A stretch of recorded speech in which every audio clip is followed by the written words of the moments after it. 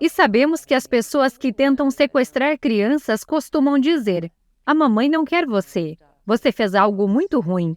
O que você fez? E houve um caso muito famoso na América. Você provavelmente conhece.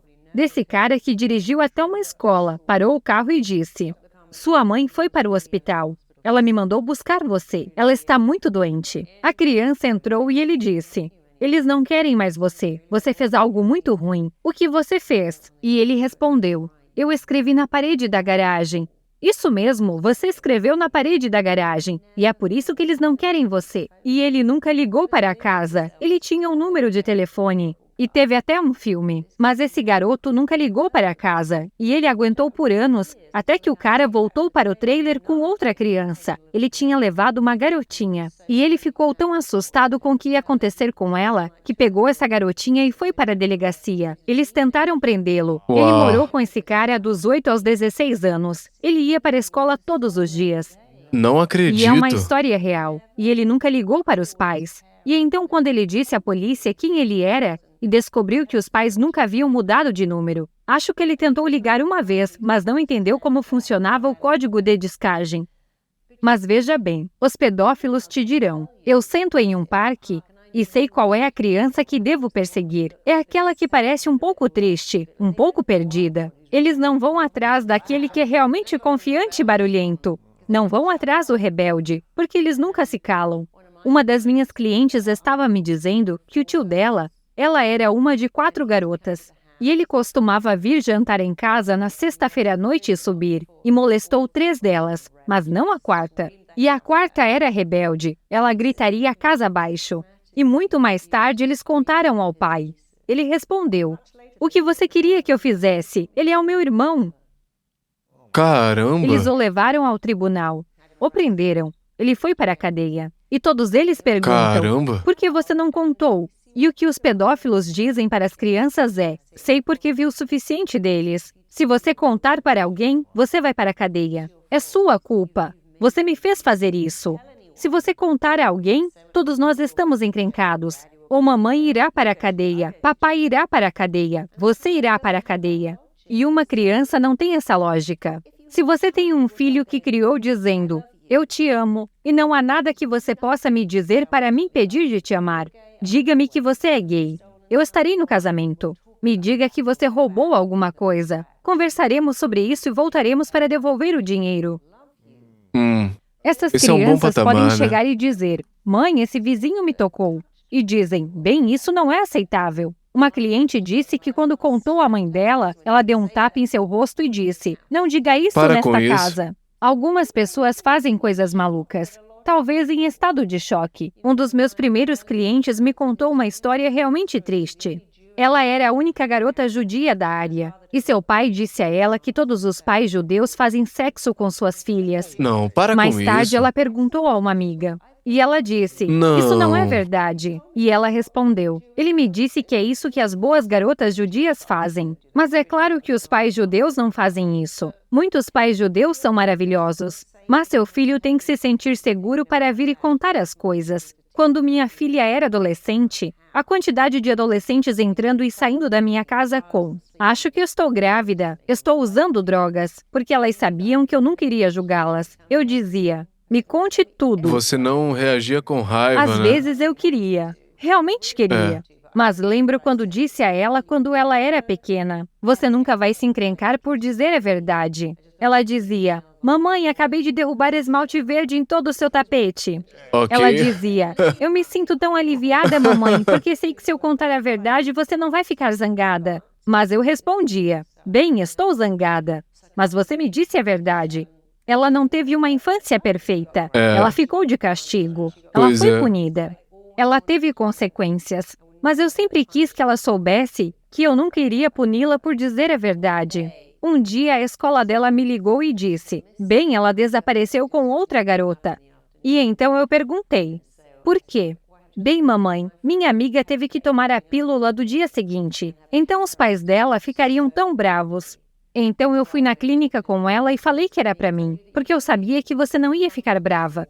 Porque sabia que se te chamassem, você não me puniria. Se chamassem os pais dela, provavelmente o pai dela teria batido nela. Caramba, puxa vida. Então é muito importante. Não é fácil, mas você precisa fazer isso. E quando eles te contarem a verdade, vão te contar coisas que farão você ficar de cabelo em pé. Já assistiu Sex Education? Algumas partes é... É tão bom? Perguntam. Aquilo acontece mesmo? Sim, acontece. Mas você tem que deixá-los contar a verdade e depois não julgá-los. E minha filha, voltando para casa, me conta: Mãe, o irmão do meu amigo estava roubando todas essas coisas em tal loja, e muitos bonés de beisebol. E eu me senti tão mal. E eu disse: bem, são seus sentimentos dizendo que isso é errado. Seus sentimentos são a coisa mais real que você tem. E se você se sentir mal quando algum cara disser: se você me ama, você vai fazer sexo comigo. Se você tem 14 anos e tem um namorado de 20 anos dizendo: vai ser ótimo, e você tem sentimentos terríveis. Seu corpo está dizendo que não está pronto. E você tem que dizer a ele: não estou pronta. E se ele deixar você? Bem, ele teria deixado de qualquer forma. Então diga a verdade aos seus filhos. Reconheça suas falhas. Eu me irritei, eu estava mal-humorada. Diga a eles: se você for para a cadeia, eu vou visitar você todos os anos. Eu digo à minha filha: se você fosse para a cadeia, eu a visitaria toda semana. Não há nada que você possa fazer que me faça não te amar. Eu ficaria chateada, mas ainda te amaria. E Isso dá a eles cometer a erros, liberdade sim. de serem honestos com você. A liberdade de saber que você não vai expulsá-la de casa porque está grávida. Um dos meus treinadores é um chinês incrível, e ele estava me contando durante nosso treinamento. Ele disse: meu pai me fez sair de casa quando eu tinha 11 anos. Não me dava bem com a minha mãe. Perguntei: quando você voltou? Eu nunca mais voltei. Caramba. Eles não me aceitariam de volta. Eu disse: o que você quer dizer? Ele disse: bem, eles me expulsaram. E eu disse: onde você morava? Ele respondeu: eu morava com um bando de prostitutas e cafetões. Elas foram muito gentis comigo. E ele disse que bebia muito para sobreviver. E ele disse: o que foi tão interessante é que as pessoas sempre diziam: você está se matando de beber. Ele disse: eu tinha que estar entorpecido para passar por aquilo. Ele me disse: meus pais eram chineses, entende?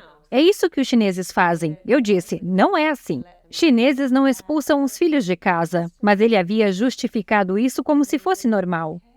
Não é normal. Isso nunca é aceitável. Qual a diferença entre sentimentos e pensamentos? Você pode mudar seus pensamentos. Então, um sentimento é algo que você sente que vem do corpo. De repente, É físico. vi uma cobra e vi um rato. Sinto repulsa. Lembro-me de ter visto um rato em minha casa e do medo que senti. Um rato horrível! Eu conseguiria pegar um hamster ou outro pequeno roedor. Um Eu coelho. poderia segurar uma borboleta ou uma joaninha porque são bonitas, mas eu não seguraria uma barata ou um besouro. E eu não seguraria uma mariposa. Quando você tem um sentimento, você tem uma imagem e sente medo. E o sentimento é tão instantâneo que pensamos que o sentimento vem imediatamente. Então, um sentimento, você tem que se convencer para sair dele. Sobre pensamentos, eles também são instantâneos, mas você pode mudá-los muito rapidamente. Estou indo a um encontro. Estou com medo. Não, na verdade não. Eu estou animada. Me sinto apavorada. Me sinto animada. Um dos meus clientes era um astro do rock muito famoso, e ele teve que pagar alguém para empurrá-lo para o palco. Então você já fica super empolgado. Ele está no L.A. ou no O2. Ele está com um violão prestes a sair. E ele pensa: meu Deus, não consigo fazer isso. Porque ele tem a sensação de medo absoluto. E então surge o cara cujo trabalho é empurrá-lo para o palco. Não acredito. Ele começa a fazer isso. E então Poxa. ele se sente ótimo. Mas esse sentimento teria dominado ele se ele não tivesse decidido que iria só sentir o sentimento e seguir em frente. Então pensamos que somos vítimas de nossos sentimentos. Não somos. E pensamentos, você tem que dar sentido a eles. Mas aqui está uma regra interessante. Seus pensamentos controlam seus sentimentos. Seus sentimentos controlam suas ações. E suas ações controlam seus eventos. Ou você poderia dizer que seus pensamentos ditam seus sentimentos. Seus sentimentos ditam suas ações, e suas ações ditam seus eventos. Isso diz que o pensamento vem primeiro, antes mesmo do sentimento. Sério? O pensamento vem primeiro, e então vem o sentimento, e depois vem a ação. Então, todas as leis voltam para mudar seus pensamentos. Nós tentamos. Eu vou mudar isso. Eu me sinto triste. Eu vou mudar isso. Eu me sinto solitário. Eu me sinto infeliz. Mas se você mudar seu pensamento, ele cuidará do sentimento. Você não vai se sentir Não. assim. Se você for assistir a uma montanha-russa, as pessoas estão gritando.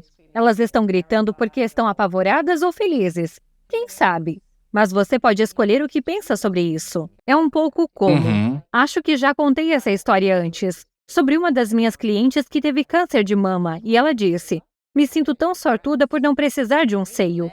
Eu preciso de uma perna, um braço, um olho, mas eu não preciso disso." E às vezes com as coisas mais estranhas que acontecem. Se você puder olhar para trás e pensar: "Uau, como eu pensei naquele evento me afetou muito mais do que o evento." É como você pensa sobre isso. O significado por Aprendemos trás. que não podemos mudar nossos sentimentos. Nossos sentimentos vêm sobre nós, e não há nada que possamos fazer. Mas fomos ensinados que nossos pensamentos, bem, talvez possamos controlar eles, mas não é verdade. E se você mudar seus pensamentos, você muda seus sentimentos. Se você mudar seus sentimentos, isso não mudará seus pensamentos. Muitas pessoas falam: "Estou muito nervoso. Vou pular para cima e para baixo e respirar fundo. E respirar em um saco de papel marrom porque ouvi dizer que isso é bom." Então estou controlando os sentimentos, mas os pensamentos voltam. Digamos que você disse: "Tenho pavor de pássaros ou cachorros, e se eu visse um, eu teria um ataque do coração. Certo. Um passarinho pousando na minha mesa. Ah, não, eu nem vou a restaurantes ao ar livre, porque um passarinho iria me matar. Ou cachorros." Observe esses pensamentos. Agora, se você tentar dizer a alguém: "Mas é um cachorrinho tão fofo, é um passarinho tão doce, não pode te machucar." Porque os sentimentos estão acontecendo, você pensa que isso não é verdade. Mas quando você muda os pensamentos, o sentimento desaparece completamente. É por isso que as pessoas podem ter um pequeno hamster de estimação e ficar com medo do rato. É por isso que você pode comer cordeiro, mas não cavalo. Eu nunca comeria um potro. Eu não comeria burro. Não comeria pônei. Não comeria um bebê elefante. Mas eu como cordeiro. Mas eu não sou Certo. vegana. Fui por muito tempo vegetariana. É o pensamento. Então, um vegano diria que nunca comeria nada que tenha um rosto. Mas o pensamento está lá. Eles se sentiriam enjoados de qualquer coisa com um rosto. Se eu tivesse um grande pedaço de carne na mão agora, o que você pensaria sobre isso? Se você é vegano, acharia isso nojento. Aquilo era uma criatura viva e senciente. Se você é hindu, acharia isso ofensivo. Esse é o animal sagrado. Se você é um bodybuilder, diria: "Ótimo, proteína." Se você está morrendo de fome, pensa em proteína. Se eu tivesse uma seringa na mão, o que seria? Se for para uma tatuagem, é muito emocionante. É o jeito de receber a tinta em todo o seu braço. Se você está com uma dor imensa, isso é fantástico. Vai tirar a dor. Se você é um viciado em drogas, é tipo: "Oh, sim, vou ficar doidão agora." E se você tem medo de agulhas, é tipo: "Ou eu desmaio ao ver agulhas." Não, eu tenho um dente dolorido, mas não vou ao dentista porque não gosto de agulhas. Então não é a agulha, não é o pedaço de carne. É o que você pensa sobre isso que dita o que você sente sobre isso.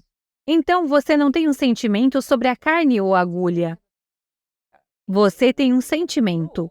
E o pensamento dita o sentimento. É por isso que a hipnoterapia é tão poderosa, porque as pessoas não conseguem mudar seus próprios pensamentos. Isso Então, faz parte. você pode levar para um estado relaxado e permitir que eles pensem de maneira diferente e digam: "Ah, não é tão ruim É assim." realmente poderoso. A hipnoterapia adequada, do tipo que eu faço. E toda aquela terapia é boa, mas a hipnoterapia adequada estimula a imaginação. A cada dia, de todas as formas, você está melhorando. Você está exultante, animado, emocionado e empolgado para ir à academia e ama trabalhar. E então você chega em casa e escolhe comer a comida certa. E então você trabalha em seu plano de negócios e fica tão animado. E as ideias certas criam raízes e se desenvolvem. E você formula algo incrível. E então você monetiza esse presente e é tão bem-sucedido. Porque a mente ama palavras empolgantes. As palavras devem estar no tempo presente. Elas devem fazer uma imagem e devem ser poderosas e dramáticas. E melhor ainda, ter palavras poderosas na frente das palavras. Então eu dou aos meus clientes as palavras que sempre quiseram ouvir. Primeiro, sou como uma detetive e coleto informações. Eles entram ou talvez eu esteja online, ou talvez eu esteja lecionando outras pessoas. A primeira coisa que você faz é ser um investigador. Um detetive mostra fotos e diz: "Oh, olhe para isso." Se eu olhar para elas, eu entendo que deu errado. Sou uma detetive e estou entendendo que deu errado. E logo depois disso, todos os bons hipnoterapeutas fazem isso, especialmente no TTR. Nossos terapeutas de transformação rápida investigam. Uhum. Eles encontram uma marcação. Há sempre uma marcação, uma criança assustada, uma figura de autoridade. Mas a próxima parte que a maioria dos terapeutas não faz é interpretar isso com o seu cliente. Se você disser: "Você faz isso por causa disso", eles respondem: "Sério? Eu fui para casa e contei para minha mãe que disse: nada a ver, claro que não. Fui para casa e contei ao meu marido que disse: não acho que isso seja verdade. E agora estou em dúvida." E eu costumava fazer isso de: "Você faz isso por causa disso." Mas quando eu fiz meus clientes fazerem isso comigo perguntando: "Bem, por que você acha que fez isso?" "Bem, agora que você mencionou, é claro, quando eu tinha 4 anos, esses irmãos gêmeos apareceram, e agora vejo que me senti substituído. Eu não sabia quem eu era." Então permite que o Sim. paciente investigue também. Sim. Então eles investigam, encontram a marcação, interpretam. Mas aí você interrompe. Você arrasa aquela ideia completamente. Eu sei que quando você tinha 2 anos, quando você nasceu, você pesava 1,5 kg. Você quase morreu. Seus pais te alimentavam com conta-gotas. Sua mãe chorou histericamente e estava ao telefone com o médico. E seu pai dizia: "Temos que fazer esse bebê comer, senão ele vai voltar para a ala primária." Mas agora você tem 42 anos. Você Certo. pesa 60 quilos. Você não vai mais morrer. Certo. Então você interrompe. E tem que ser engraçado e relevante, e também bastante duro. Não é uma razão boa o suficiente para continuar fazendo isso. Ir a um self-service de valor fixo não é um desafio. Você não deve comer o máximo que puder porque é de graça. Porque não existe de graça. Pegue o que quiser e pague depois. E quando você come toda aquela comida, eles estão perdendo, mas você está pagando por isso. Há um preço que você Sim. paga por isso. Depois de investigar, marcação, interpretar, interromper, daí faço o que eu chamo de instalação. Você passa de um detetive para um médico, extraindo todas as toxinas. Você se torna um codificador. Você codifica e conecta. E Reprograma. dispara, sim. E a mente aprende pela repetição. A mente aprende por repetição e só responde às palavras como uma imagem. Não diga: "Eu não sou tão ruim. Tenho dias bons e dias ruins." Tá tudo bem. Você tem que dizer: "Eu sou o melhor." Mohamed Ali falou: "Eu disse a mim mesmo que era o melhor. Eu nem sabia que era, mas disse, e então eu me tornei isso." Ele poderia ter dito: "Não sou tão ruim. Bons dias, dias ruins. Devemos dizer: eu vou ganhar, eu sou o melhor. Ninguém pode me vencer." Ele disse: "Ninguém pode me vencer." O que nem era verdade. Ele foi espancado, mas ele continuou dizendo isso. E agora tendemos a pensar nele como o invicto Muhammad Ali, a pessoa que nunca errou. Então, quando você conhece pessoas que dizem: "Sou o melhor, sou maravilhoso", esquecemos que esses atores fizeram filmes que eram terríveis. Perderam muitas lutas. Colin McGregor Sim. perdeu algumas Só nos lutas. lembramos de como eles eram bons porque eles disseram que eram bons. A parte mais importante da hipnoterapia, 2 coisas. Uma é que você deve encontrar o motivo e removê-lo. E a segunda é que você precisa colocar palavras realmente poderosas. Poderosas, poderosas e poderosas. E fazer isso de novo Sim, e de novo. isso com cerca de 12 a 15 minutos de áudio, mas deve ser realmente empolgante. Ouvir todo dia, né? Sim, 21 dias. Nem todos os dias. Você pode ouvir o áudio por 3 semanas, e então ele entrou, foi conectado e disparado. Você pode então, talvez um mês depois, se tiver uma entrevista importante, ouvir de novo. Mas muita gente não entende. Eles vão à terapia e entendem o porquê, mas ainda fazem. Pois não fazem a nova instalação, ou fazem a instalação sem descobrir o porquê. Eles compram todas essas gravações. E eu sei que elas funcionam porque alguém me disse, ou eu comprei sua gravação para provas. E meu filho, que estava muito preocupado, acabou de dizer: "Ah, vou tirar nota máxima nessa prova." E ele foi lá e tirou. Mas quando você faz as duas coisas, funciona para sempre. A terapia é uma coisa tão estranha. E eu não sou contra nenhum terapeuta, mas não existe nenhum outro profissional que diga: "Me traga a sua dor e a gente conversa." Ninguém diz: "Ei, dentista, estou com uma infecção terrível." "Ah, por que você não entra e conversamos sobre isso?" Ninguém diz ao médico: "Acho que quebrei o braço." "Ah, podemos discutir isso toda semana." "Como está a dor hoje?" Eu sei que estou brincando aqui, mas é um modelo estranho. Vamos discutir sua dor toda semana até que você se acostume com ela, consiga entendê-la, familiarize-se com ela ou supere. E eu penso, por que você simplesmente não supera imediatamente? Se alguém viesse até mim e dissesse: "Tenho dores de cabeça crônicas", eu nunca diria: "Deixe-me te livrar da dor de cabeça agora mesmo." Nós usamos a hipnose e certamente podemos diminuir a dor e descobrir por que você tem a dor, mas eu nunca diria: "Bem, vamos discutir isso." A hipnoterapia é mais poderosa do que qualquer outra terapia. Remove a dor e a causa da dor. É, Remove a dor. Podem dizer: "Se você impedir alguém de fumar, eles roerão as unhas. Se impedir de beber, ele fará apostas." eles fazem outra Não se coisa. você fizer isso corretamente. Eles nunca farão isso. Porque você tira a dor e a fonte da dor. É como se você dissesse: "Eu tenho ervas daninhas no meu gramado e as cortei. Mas poxa, 2 anos depois elas voltaram. Isso é estranho." Não é estranho. Você não tirou as raízes. Qual o principal motivo da maioria das pessoas fumar que as mantém viciada por tanto tempo? É um padrão comum?